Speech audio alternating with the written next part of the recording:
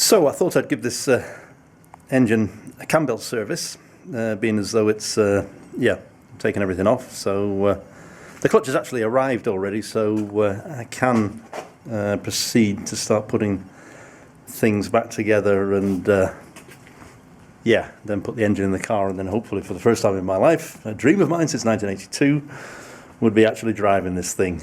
But anyway, so what I'm going to do is change the cam belt.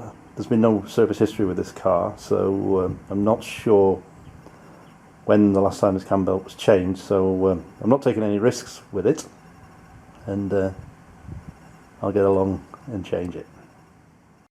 So the first thing I'll do is I'll try and put the engine in top dead center. I'm going to remove the number one spark plug here, which is there, and I'll get a key on that. I have actually loosened it already, as it happens, but yeah, and you can see also I've loosened the cam covers there, which I'm going to take these off and spray them as well, get them in the original sort of Lotus red, and leave these bits silver, or where it says Lotus there, and all these bits. A little bit of a tricky paint job, but should be okay. So I'll find top dead center on this engine. So I've removed the spark plug from port number 1, from cylinder number 1, and what I'm going to do is I'm going to place this screwdriver and rest it against the top of the piston. Now, to find top dead center, then I'm going to start turning the engine here at the crank bolt. So, as we can see, it's going round, and also the screwdriver is lifting. And when it stops lifting, that means that the engine, the piston, is at the top of its stroke. Yeah, it's something like that. Now, the next thing I'm going to see is I can see there's a couple of markings. There's one there. There's one there. There seems to be a marking also there. And there's also some markings there. So, what I'm going to do is I'm going to turn it through another stroke and see if I can get some of the markings to line up. So, I'm now at top dead center. The screwdriver there is at the highest point, and if you can notice here, there's two markings there. These two line up with each other there, which is good.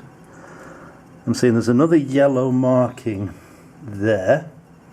Now this particular cam, what do you call them, cam wheel, that seems to be controlling the distributor here, so that's also very important that we get that lined up correctly afterwards. There's the tensioner, and this is the crankshaft pulley, if you like. Yeah, I'm also seeing some markings here, and they line up pretty much exactly with that point there. So what I'm going to do here is take a picture of that, and when it comes to replacing the cam belt, then all these markings have got to be exactly as they are now, otherwise I'm in big trouble. But anyway, let me proceed with removing this cover here with the Makita at the bottom here. That shouldn't be a huge issue, and I'll remove this here with this bolt here. The Makita gets that off without any problems whatsoever. So that comes off there. This is going to be a bit stiff. Some people might need a puller for this, but it is coming. Yeah, it's come off now. Now, I'm seeing that there's not very many markings down there once that pulley's removed. So what I think I'm going to do is put another marking on that tooth there, and it's basically the last one touching there before I release the tensioner, this thing here. So I have marked that there like that.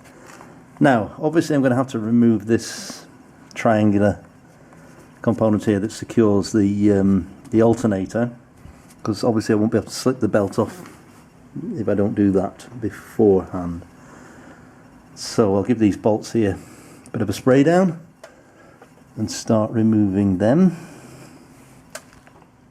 So the alternator came off without too much resistance, just those 3 bolts, as I say. So now I think I'm ready to start loosening the tensioner here and removing the cam belt. So the locking nuts there for the tensioner is 17mm. I don't think I need to remove that completely, but yeah, and what I think then after that is that once that's removed, then a 19mm, or is it more? Question. It should fit over. I will remove that bolt completely. Yes, and then with that completely, the locking nut completely removed, this is a 19mm, and it loosens quite easily. So that loosens the tensioner, and in theory I should be able to slip the belt off. Let me go and get the new belt first. So I've retrieved the new belt and I'm going to proceed to remove the old one. So that should just pull off here, pull off there. I'm going to have to put the camera down here again. Let me do that and remove the belt. It should be easy enough. I have to say that the condition of the belt here is not too bad.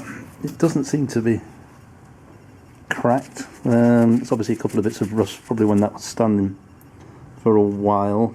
But it doesn't seem to be in bad shape at all, this belt. So I'd imagine this job has been done fairly well recently in terms of the mileage of the car.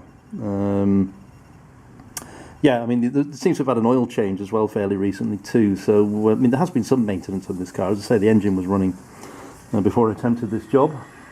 But anyway, let me proceed to put the new belt back on and see how we get with that. Now, I've just put the belt back on and put a bit of tension in here.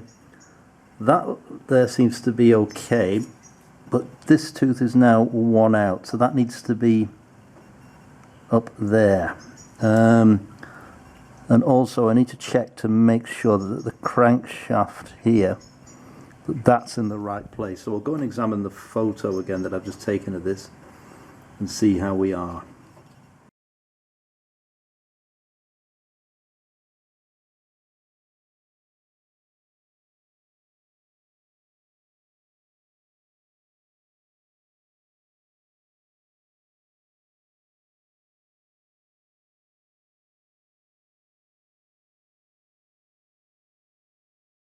The pictures that I've taken, this bit here seems to be absolutely spot on, perfect. That there is also still spot on and perfect. But this one here is one tooth out. So this yellow marking needs to be shifted to the right by one tooth. So I'm going to have to remove that again and move that. Let's see how I get along with that. And that was actually easy enough. So shift it across one tooth. So once again I'll check. These two are lined up correctly. That now looks to be in the correct spot. And I've checked that, and it is also in the correct spot. So what I'll do now is replace the locking nut and make sure there's enough tension in there, and then I'll proceed to tighten turn the engine over a couple of times and make sure that everything's running smoothly. Let me tighten that bolt first, that nut, sorry. So, the locking nut is now tightened up. Yeah, it's not too tight, but what I'll do is let me try and turn the engine over a couple of times by rotating this bolt here and see if everything will still line up again afterwards. I have turned over the engine a couple of times now and everything seems to be lining up again pretty well. I'm still uncertain here if I've got too much tension in this. I might just take a fraction of tension out of the belt here. It's not too bad, but yeah, I'll take a bit of tension out of there. So I've tightened up the locking nut there, and I'm pretty pleased with that amount of play. Yeah, it's not too tight, and there shouldn't be any jumping there either. Anyway, I'll turn over the engine now a couple more times, and yeah, then pretty much job done.